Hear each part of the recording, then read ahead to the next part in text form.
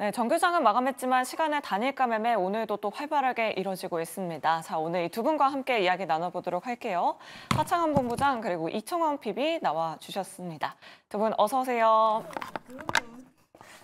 네, 일단 시간의 거래에서 움직이고 있는 종목들부터 체크를 해보도록 하겠습니다. 오늘 빠졌었던 종목이 많아서 어떻게 보면 좀 야속하기도 한데요. 진단키트 관련주들이 시간에서 또 상승세 보여주고 있습니다. 하창원 본부장님께 여쭤보도록 할게요. 어떤 종목들이 좀 움직이고 있고 다음 주 시장에서도 또 상승 가능할까요? 그거는 일단 네. 오늘 이제 금요일 미국장이 어떻게 되는지가 좀 핵심일 것 같은데요. 일단 지금 미니 선물로 봤을 때는 좀 부정적이다라고 볼 수 있고, 그렇게 친다라고 한다면 좀 테마성 재료를 가지고 있는 종목군들의 움직임이 좀 여전히 탄력적으로 움직일 수 있지 않을까 싶습니다. 지금 현재 시간 기준으로 미니 S&P 500이 마이너스 0.99% 거의 1% 빠지고 있고요. 네. 미니 나스닥이 마이너스 1.6766 빠지고 있으니까 이거 시간에서 애프터마켓에서 이제 실적 발표가 됐었던 기업들이 뭐 특히나 인텔 같은 기업들이 뭐 폭락이 나왔죠. 그러다 보니까 나스닥이 좀 빠지고 있는 부분이라고 보시면 될 것 같고, 오늘 이제 이 금요일이 끝나고 토요일 새벽이 되면 이제 야간 선물에 대한 결과가 나오는데, 그것까지 보면은 오늘 그것까지 같이 맞았는지 아닌지도 좀 체크가 되거든요. 그래서 지금 현재 시점에서는 뭐 증시가 조금은 불안한 부분으로 가고 있기 때문에 진단키트 관련된 종목군들 뭐 추가적인 연속성 나올 수 있다라고 생각을 하고 있고요.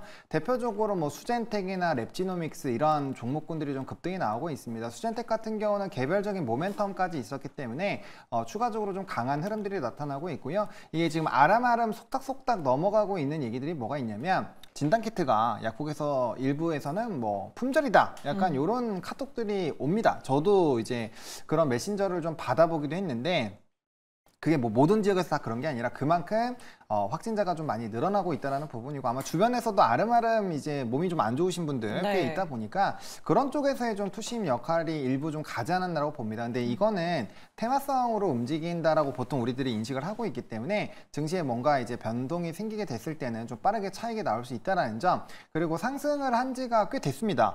그러다 보니까 지금 시점부터 들어가신다는 것은 상당히 좀 리스크하기 때문에 저는 뭐 시간에서 강하더라도 이제 슬슬 좀 정리를 해야 되지 않을까라는 관점으로 보고 있기 때문에, 뭐 이전처럼 코로나가 막 엄청나게 뭔가 문제가 된다거나 아니면 그러면 안 되지만 이제 치명률 자체가 굉장히 높아진다거나 그런 것들이 아니라고 한다면 좀 지나가는 이슈로 좀 보시는 게 맞지 않을까 싶습니다. 네, 알겠습니다. 현재 시간의 거래에서 수젠텍이 3% 추가 상승 나오고 있습니다. 오늘 정규장에서도 25% 급등 마감했는데요. 다음 주 시장에 어떤 움직임 보일지도 체크해 보시면 좋을 것 같습니다. 자, 그럼 다음 이슈도 한번 짚어보도록 할게요. 대통령실에서 저희 방송 중에 또 속보가 들어왔었습니다. 국내 주식시장 오늘 하락에 대해서 또 코멘트가 있었는데요. 조금 지나면 회복될 것이다. 이런 좀 이례적인 코멘트가 나왔어요. 피비님과 한번 이야기 나눠보도록 할게요. 정말 힘이 되는 것 같은데요. 사실 뭐 KB증권에서는 오늘 지수 하단을 한 2,600포인트까지 열어둬야 된다. 뭐 이런 이야기도 나오고 있더라고요. 지수 하단을 더 열어놔야 되는 건지 오늘 이런 또 코멘트는 어떻게 보셨어요? 개인적으로 네. 대통령실에서 왜 굳이 그런 이야기를 사실 안 할 수는 없을 것 같고요. 네. 그와 함께 우리가 항상 그렇습니다. 시장이 잘 갈 때는 와 이러다가 3,000포인트 갈 거야 그런 기대감이 있지만은, 또 오늘처럼 이렇게 시장이 무너지면은 뭐 시장이 뭐 나라가 망할 것처럼 그런 걱정을 많이 하는데요. 저는 개인적으로 오늘 이렇게 시장이 크게 빠질 만한 변수가 딱히 없었다라는 생각도 사실 하고 있습니다. 어제 필라델피아 반도체 지수가 우선은 많이 빠지긴 빠졌습니다만, 지금 구간에서 어떤 힘겨루기가 참 많이 되고 있는 것으로 보여집니다. 비록 현재 시점에서 미국의 선물 지수 자체가 조금 힘이 없고 약세를 보이고 있다 하더라도, 저는 그 충격이 다음 주 월요일 정도 선에는 그래도 마무리되지 않을까. 물론 그게 저점을 바로 말하는 건 아닙니다. 당연히 우리가 가능성은 열어둬야죠. 지금 시점에서 2,600포인트까지 떨어질 수 있다라고 생각을 하더라도 반드시 거기까지 떨어지는 것도 아닐 것이고, 또 거기를 반드시 지지하고 더 내려가지 않는다라는 보장이 있는 것도 아닙니다. 다만 우리가 기억할 것은, 오늘 이렇게 시장이 많이 빠졌으면은 또 반등도 적절한 시점에 나올 겁니다. 시장 너무 불안해하지 마시고요. 오늘 당연히 종목들 많이 빠졌지만 저는 개인적으로 여전히 올해 그리고 내년까지 주식시장은 점진적으로 오를 거라고 생각을 하고 있습니다. 그런 면에서 오늘 힘들긴 하였지만 그래도 다음 주 시장 차분하게 우리가 기다려보자, 그렇게 이야기 전해드리도록 하겠습니다. 아, 네, 알겠습니다. 그러면 2,600포인트까지는 좀 걱정하지 않아도 될까요, 피비님? 개인적으로 다음 시가가 어떻게 형성될지는 모르겠는데요. 뭐 지금 상황이면 한 1% 정도는 빠질 수 있겠죠. 그러면 대략 2,600 한 40, 30 저는 그 정도까지만 보자, 그렇게 이야기 전해드리겠습니다. 네, 알겠습니다. 다음 주 시장 부디 좀 반등이 나오길 기대해 보도록 하겠습니다. 하지만 미국 증시 선물 지수가 너무 좋지 않습니다. 오늘 인텔이 장 마감 이후에 급락세 보여줬고요. 또 엔비디아 같은 경우에도 오늘 급락 보여줬었는데 현재 개장 전 거래에서도 또 하락으로 출발 준비를 하고 있어요. 본부장님과 한번 이야기 나눠보도록 할게요. 이렇게 되면 또 다음 주 시장 반도체가 또 무너지는 거 아닌가 싶긴 한데 현재 미국 증시 선물 거래는 어떤가요? 네, 일단은 뭐 프리장에서의 좀 움직임을 좀 보여드리겠습니다. 네. 지금 현재 시간 기준으로 이제 프리장에서 엔비디아가 지금 마이너스 3.41%로 거래가 되고 있네요. 중요한 점은 일단은 지금 103불, 104불의 첫 번째 상승 갭은 메웠다라고 보시면 될 것 같고, 해당 가격 라인이 지지가 되지 않는다면은 여기 mid라인 부분까지 좀 하락을 할 수가 있거든요. 요까지 빠진다고 보면은 93불까지도 빠질 수 있습니다. 보통 이제 상승 갭을 메우는 부분이고, 일단 그렇게 말씀을 드리는 이유가 이전에 한번 강하게 조정이 나왔을 때가 중동발 리스크가 굉장히 강했을 때가 이때거든요.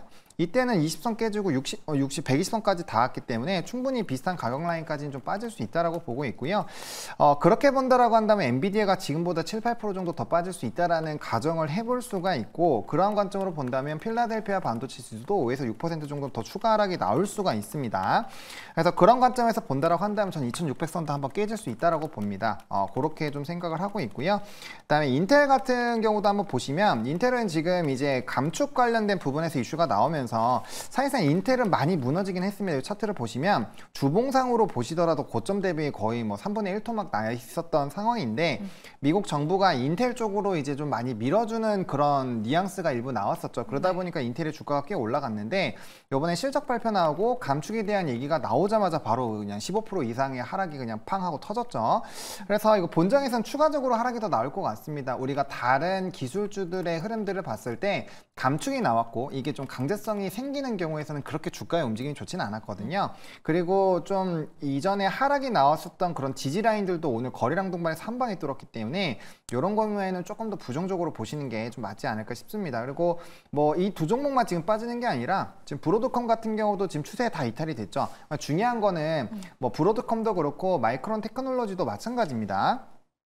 이 주가가 지금 굉장히 좀 눌려있는 상황인데, 지금 특히나 이제 마이크론 테크놀로지 같은 경우 120선까지 확실하게 깼고, 이 상승계 거의 다 메워주는 상황이 발생을 하고 있습니다. 중요한 점은 여기에서 이제 반도체들이 돌아서려면은 추세적으로 돌아와야 되는 부분이고, 추세적으로 돌아오려면 주가가 상당 부분 올라줘야 됩니다. 근데 지금 요번에 이제 GDP도 2.8 나왔다가 2.5로 수정치 나왔잖아요. 네. 그리고 전일에 좀 급락이 나왔었던 이유가 ISM 제조업 지수에서 고용이 좀 급격하게 안 좋게 나온 부분이 좀 나왔거든요.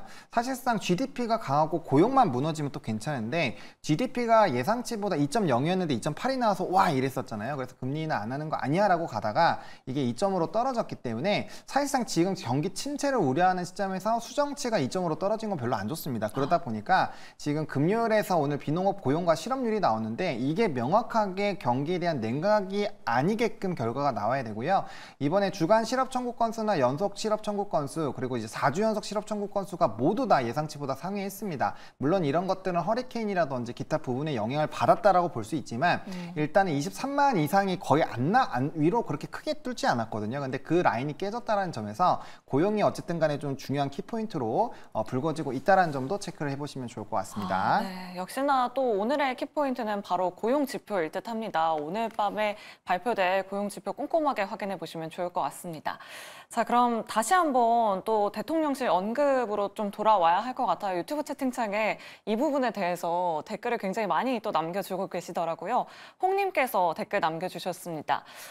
혹여나 이런 대통령실의 언급이 혹시 밸류업을 더 강화한다는 신호로 볼 수 있을까요? 라고 이렇게 남겨주셨는데요. 피빔님 어떻게 생각하실까요? 조금 전에 막 생각을 해봤는데요. 네. 개인적으로 어떤 연관성을 저는 잘 찾지는 못하겠습니다. 오늘 이례적으로 대통령실에서 직접적으로 시장이 이렇게 안 좋다 보니 언급 정도는 할 수 있는 거죠.